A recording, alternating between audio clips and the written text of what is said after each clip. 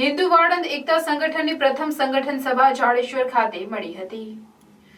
ઉઠો જાગો અને હિન્દુ હિત કે સાથ ચલોના જયઘોષ સાથે પરંપરાથી ચાલ્યા આવેલ કેશ કર્તનના વ્યવસાયને સન્માન, સ્વાભિમાન અને આત્મગૌરવના ભાવ સાથે વાળંદ એકતા સંગઠન પોતાના પારંપરિક વ્યવસાયનું સંરક્ષણ અને સંવર્ધન કરવાની પહેલમાં પ્રથમ પગથિયું માનતા લીંબચ માતાની વાડી જાડેશ્વર ખાતે હિન્દુ વાળંદ એકતા સંગઠનની પ્રથમ સભા મળી હતી, જેમાં પ્રત્યક્ષ સાનિધ્ય પરમ પૂજ્ય મુક્તાનંદ સ્વામીજી તેમજ મિલિંદભાઈ પટેલ પ્રમુખ હરિપ્રબોધમ પરિવારનું પ્રાપ્ત થયું હતું, જેમાં વાળંદ સમાજ પ્રમુખ ઇન્દુભાઈ, RSSના મેહુલભાઈ વાળંદ સહિત અન્ય અગ્રણીઓ અને કેશ કર્તન વ્યવસાયીઓ ઉપસ્થિત રહ્યા હતા।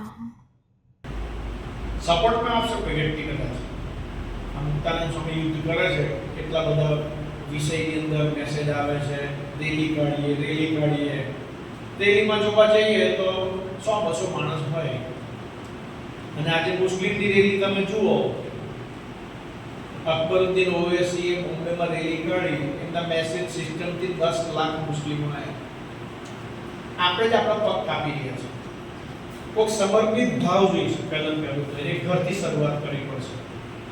આપણે જે આપણા ઈષ્ટદેવને માનતા હોય ત્યાં આરતી, થાળ, પૂજા, ધર્મશાસ્ત્રનું પઠન, હિન્દુ ધર્મને નસમાં ઉતાર્યા પછી જ કોઈ પણ કાર્યમાં આપણે સમર્પિત ભાવ કરી શકીશું। એટલે આ બોર્ડ જે લાગેલું છે ને પાછળ એની ટેગ લાઈન છે, ઉઠો જાગો और हिंदू हित के साथ चलो। આ માત્ર ખાલી જે બોર્ડ લગાવે છે એને લાગુ પડનારી ટેગ લાઈન છે એમ નથી, સંપૂર્ણ હિન્દુ સમાજના પ્રત્યેક વ્યક્તિને આ લાગુ પડે છે કે જે વાળ કપાવવા માટે થઈને પણ આવે છે, એને પણ જોવાનું છે કે હિન્દુ હિત મારા આચરણમાં ક્યાં છે। હું કોઈ એવી સેલિબ્રિટી નથી કે મારી વાળની હેરસ્ટાઈલને કારણે કોઈ પૂછતો હોય કે તમે કોઈ જગ્યાએ વાળ કપાવો છો। મને બેઠેલા અહીં કોઈ પણ વ્યક્તિ એવું નહીં, મને નથી ધ્યાનમાં આવતું કે કોઈ એવું પૂછતું હશે પોતાને વાળ કપાઈને આવ્યા પછી કે મારે કોઈ વાળની હેરસ્ટાઈલને મેન્ટેન રાખવાની છે, એવું કોઈ આપણી આસપાસ આપણી સમાજ વ્યવસ્થામાં એવા કોઈ લોકો નથી, પણ એક મેન્ટાલિટી બની છે કે મારે આને ત્યાં જઈને વાળ કપાવવા છે, આ કારીગર પાસે વાળ કપાવવા છે, બસ। મારું નામ વિજયભાઈ વાળંદ છે અને હું વાળંદ સમાજમાંથી આવું છું, અને અમારું એક સંગઠન છે હિન્દુ વાળંદ એકતા સમાજ।